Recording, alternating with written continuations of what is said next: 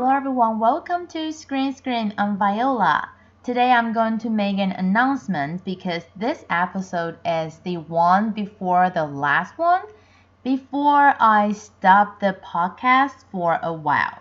I'm going to work at U23 World Baseball Competition, and then there's World Cup afterwards. So I think it would be better if I stop updating for a while and then restart the show after World Cup. But don't worry, there's still one episode before that. And today I'm going to talk about movies that I've seen myself. So without further ado, let's listen to the first new movie we're going to talk about today. 6:45. The plot is unknown at this time.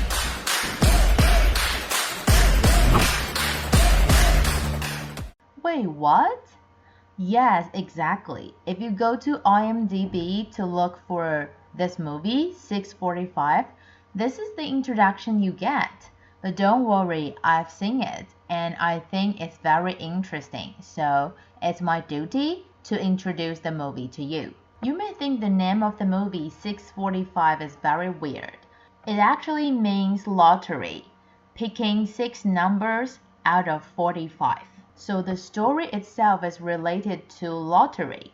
The movie features a lot of big stars, but you may not know because they're not superstars like somebody you would know from some Korean soap opera or idol groups, but they are famous acting comedies, such as this one. The story happens between a group of South Korean and North Korean soldiers. It's a crazy comedy based on a lottery ticket that wins 5.7 billion Korean dollars. The protagonist, Chung-woo, is going to be discharged very soon, and one day he picks up a lottery ticket that flies to him, and to his surprise, it wins the jackpot. But you know, things don't always go the way people want. The lottery ticket then flies to North Korea. The story focuses on Chung-woo, who misses his lottery ticket, and another soldier, North Korean soldier, Young-ho, who picked up the lottery ticket, but if he stays in North Korea, it's just a piece of paper. He needs to change it into money in South Korea. And there are some other unexpected members who join this journey. They all decide to cross the border to start this exciting secret negotiation for the 5.7 billion Korean dollar award. It's a comedy. It's super funny. And I personally like it because it's not just funny. The plot is actually very well knitted. I brought my mom to watch it. She liked it very much. And she's a person who falls asleep at movie theaters. So I think you can call 6:45 a very successful comedy. Now let's move on to the second new movie we're going to talk about today. I've seen it before too, but actually I already forgot what it talks about. What is that? Let's check out the introduction.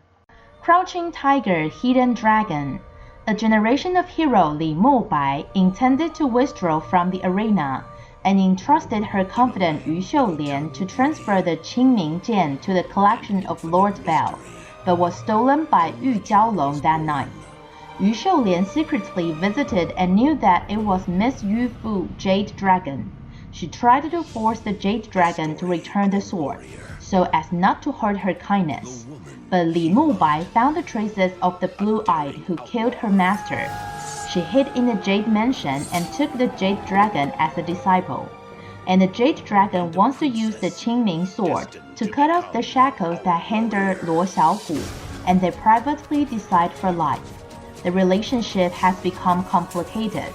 Yu Xiulian and Li Mubai cherish the Jade Dragon, which is a rare talent, and painstakingly guides them.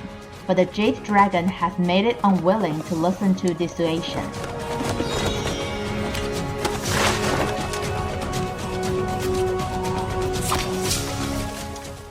The second new movie we're going to talk about today is a classic re-released Crouching Tiger, Hidden Dragon, it was released in 2000, so I think many of us have seen it. Actually, I'm not sure, but I think I did watch it. But it was really a long time ago, so I don't really remember what's in the story. Crouching Tiger, Hidden Dragon was directed by the Taiwanese director An Lee, and the reason why it's a classic is because it totally opened the eye for Western martial arts. And back in 2000, people started to be interested in martial arts because of this movie in the West. It was selected to the Cannes Film Festival and won 4 big awards at the Academy Awards. The movie contains brand new martial arts visual with speed. Basically, An Lee brought the A-listed stars with him, created very ancient, but at the same time very modern Crouching Tiger, Hidden Dragon. It was not only critically acclaimed in the European and American markets, but also got nominated for 10 different awards at the Academy Awards, and it ended up winning Best Foreign Movie. So back in 2000, Taiwan, Hong Kong, China started to film martial arts a lot. You could say Crouching Tiger, Hidden Dragon was a very important milestone for Mandarin martial arts movies. I don't know if this is politically correct, but I personally have little interest in martial arts. I don't know, I just don't like it. Not that I like Western fighting more, I just don't think martial arts are fascinating. I don't know what it was like back in 2000. Was it still a stereotype that Asian people know something about martial arts? Because like now, modern world, a company like Marvel that focuses on politically correct very much, still uses martial arts to depict Shang-Chi, but of course the original story of Shang-Chi is related to martial arts. But I really doubt if I tell people, oh, I haven't seen Crouching Tiger, Hidden Dragon, or I'm not interested in martial arts, what would they say? Just like when I met a Canadian who doesn't watch hockey at all, I would feel very weird. But I guess if you're interested in martial arts, you really don't want to miss this re-release of Crouching Tiger, Hidden Dragon. Now, before we move on to Top 007, let's review what we had from last week. Remember, we had all 7 movies in the part from top 3 to top 1. There were 2 top 3s, Spirited Away and Top Gun Maverick. 2 for top 2, Brahmastra Part 1 Shiva and One Piece film Red. Last but not least, we had 3 top 1s, Barbarian, Bullet Train, and Shin Ultraman. This week is a little bit better, but not much difference. Let's listen to top 7 to top 4 first. Top 4, Don't Worry Darling. What if this place is dangerous? What? No. Jack, it's okay. I'm curious to hear where she's going with this. See How They Run. There was an incident. I'll kill you. It's as good as a confession. Let's not jump to conclusions, Constable. What do we have here? Working late, huh? Remember in the beginning of the show that I mentioned today I will try my best to talk about movies that I've seen. That actually helped me pick which one to discuss here, because both of them, Don't Worry Darling and See How They Run, I want to discuss. But I've seen Don't Worry Darling myself, so obviously it's the go-to choice. Actually, it's not a movie that I like very much after I watch it. I went to watch it because of Chris Pine. I like Chris Pine very much, and I have to admit that even though he didn't have a lot of scenes in the movie, his acting skills pretty good in the movie, but that's just not what I want to mention here. First of all, the movie talks about truth underneath the surface. If you've seen the trailer, you will know that the neighborhood in the Victory Project seems so harmonious and perfect, but everyone's habit is the same and everyone's life is the same. It just gives you a very weird feeling.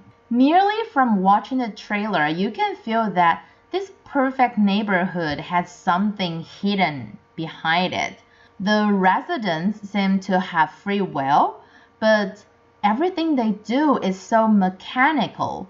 Even though they seem very happy, they're laughing together, you still feel that, oh, I don't think it's that simple as you see. The director wanted to challenge the audience imagination as well. I think the topic is actually pretty new, although one of my scriptwriter friends said he thinks that this is very cliche. But I do think there are a lot of twists and visual shocking effects. Director Olivia Wilde said that she was inspired by The Matrix, Inception, and Truman's World. And she also wants the audience to think whether you will give up perfect life like the one you see in The Victory Project for something right. In the first part of the movie, you really don't know what it wants to tell you. The director started to give you some leads after the middle, and then in the end, it was the reveal. I would say if you like thriller, maybe you will like it, but it's not that kind of suspense you imagined. Or if you like Chris Pine, you can go watch it like me. Now it's the last part of our show today. Let's listen to top 3 to top 1. Top 3, Pearl. If only they would just die. Shin Ultraman. Top 2, Barbarian.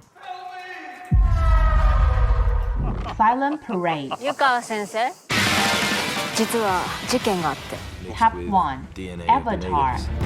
Marine in an avatar body.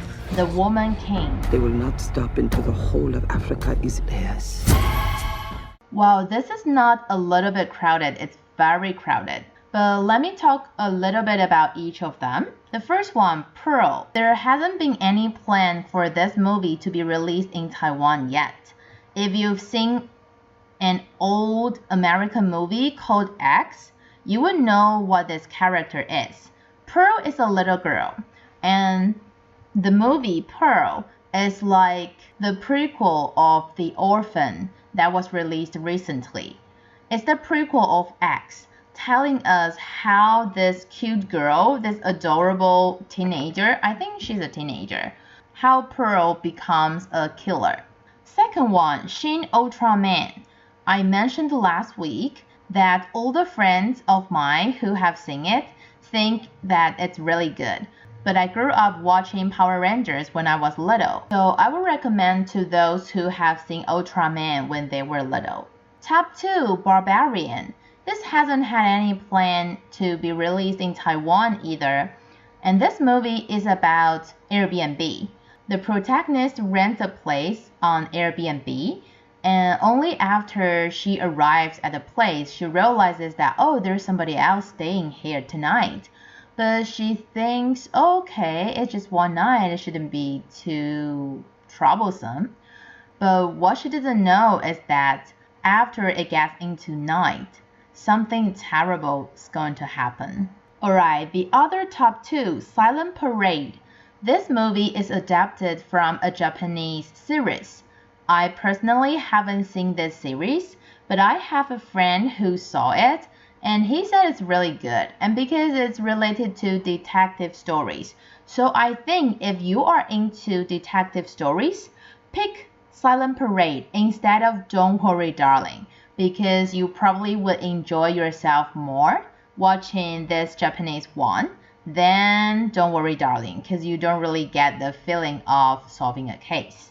Top 1, Avatar. We talked about it last week, and the reason why I think it's re-released right now is because in the end of this year, Avatar 2 is going to be released. So if you want to review it on the big screen before the sequel is out, you can go watch it. Last but not least, The Woman King. This one is going to be released in Taiwan, but it's going to be released in November. So we probably would talk, oh no, because I'm going to stop the show for a while. There's no show in November. Oh my god. So if you're interested in The Woman King and the introduction I would give you, remember to check the written form. But what's so special about The Woman King is that it's starred by Viola Davis, one of my favorite actresses. It's said to have the similar story to Black Panther. So if you're interested in African culture, you can go watch it in November. That's all the time we have for today. Time really flies, I know. And this is the episode before the last one, before I take a short break. But don't worry, the written form will continue. And I will be back after World Cup. See you next week.